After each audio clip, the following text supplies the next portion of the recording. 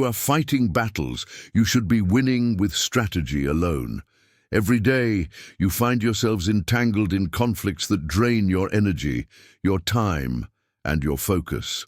You engage with difficult people, at work, within your family, in your social circles, believing that direct confrontation is the only path to resolution. Yet these battles rarely yield true victory. They are wars of attrition that leave you bruised, weary, and often in a weaker position than when you began. This approach is not just ineffective, it is primitive. It mistakes motion for progress and noise for strength. The greatest victories are not loud, they are silent, precise, and achieved long before the battlefield is ever drawn. This is the profound wisdom of Sun Tzu, a master strategist whose teachings are a precise manual for navigating the complexities of human conflict. Your instinct is to meet aggression with aggression, to counter manipulation with force. But this is the strategy of the pawn, not the king. What if you could dismantle your opponent's position, diffuse their intent, and achieve your objective without a single word exchanged in anger? What if you could win simply by understanding? Consider the passive-aggressive co-worker. They are a master of subtle sabotage, the forgotten invitation to a critical meeting, the backhanded compliment delivered with a smile, the deliberate withholding of information. Your immediate impulse is to call them out, to expose their game in front of others. But this is a trap.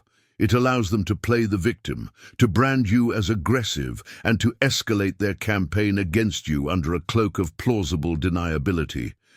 This is where the first principle becomes your shield and your sword. Know your enemy and know yourself. Sun Tzu states, "If you know the enemy and know yourself, you need not fear the result of 100 battles. If you know yourself but not the enemy, for every victory gained, you will also suffer a defeat. If you know neither the enemy nor yourself, you will succumb in every battle." This is not a call for espionage. It is a demand for observation. Before you act, you must understand your opponent's landscape. What are their insecurities? What are their ambitions? Who are their allies? Observe what triggers their passive aggression. Notice the patterns. At the same time, you must conduct a ruthless self-assessment. Why do their actions affect you? Do they prey on your need for validation, your fear of exclusion, your impatience? Knowing their levers and your own triggers is the first step to seizing control. Instead of an emotional reaction, you begin to operate with calculated intent, rendering their subtle attacks useless as they no longer find their intended mark. Now picture a different battlefield, the family gathering. A particular family member consistently instigates arguments over the most trivial issues, turning celebrations into tense, draining ordeals.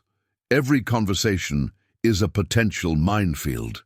Your typical response might be to argue back, to defend your position with logic, to become entangled in their drama. But this only gives them what they seek: engagement, attention, and control over the emotional climate.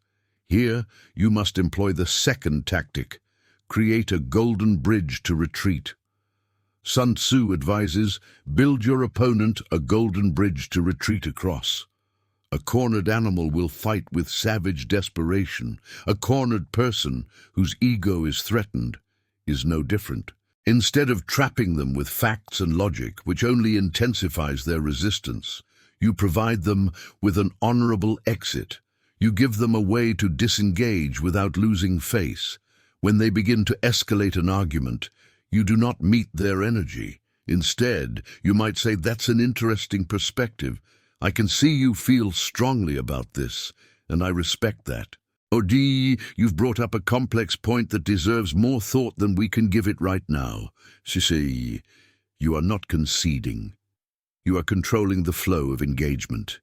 You grant them a small symbolic victory of being heard, which satisfies their ego and diffuses their need for conflict. The bridge is built. They can retreat across it with their dignity intact, and your peace is preserved.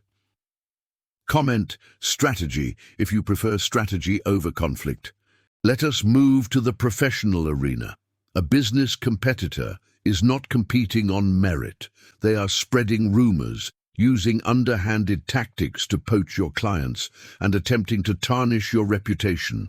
The temptation is to retaliate in kind, to issue public denials, to sling mud of your own, but this drags you down to their level. It validates their tactics by acknowledging them, and it shifts your focus from building your own empire to demolishing theirs. The third principle is to attack their strategy, not their person. As Sun Tzu teaches, the highest form of generalship is to balk the enemy's plans. You must look past the individual and see the architecture of their attack. Are they spreading falsehoods about your service? You do not address the liar, you overwhelm the lie. You launch a campaign of irrefutable client testimonials. You publish case studies of overwhelming success. You make your excellence so visible, so undeniable, that their rumors become whispers in a hurricane. You project an aura of unshakable confidence by refusing to stoop. You starve their strategy of the reaction it needs to survive, and it withers on the vine. You win by making them irrelevant. Finally, the most advanced application of this wisdom. The ultimate goal is not merely to win conflicts, but to prevent them from ever materializing. Consider a situation where a battle is imminent. A high-stakes negotiation or a team meeting where two departments are set to clash over resources. The tension is palpable before anyone has spoken. This is where you employ the final principle. Shape the battlefield. Sun Tzu noted, "The skillful fighter puts himself into a position which makes defeat impossible and does not miss the moment for defeating the enemy." This means the work is done before you ever enter the room. You conduct informal, one-on-one conversations with the key stakeholders beforehand. You listen to their concerns, you understand their objectives, you align your proposal with their interests, preemptively addressing their objections. You frame the agenda in a way that presents your desired outcome as the most logical, inevitable, and mutually beneficial path. By the time the formal meeting begins, the decision is already a foregone conclusion. The battle is merely a ceremony. You have created an environment where opposition seems irrational. There is no fight because you have already won. Which difficult person will you apply these tactics to? Subscribe now for more strategic insights that will transform your approach to conflict. The path to mastery is continuous, and now proceed to the end screen for further study.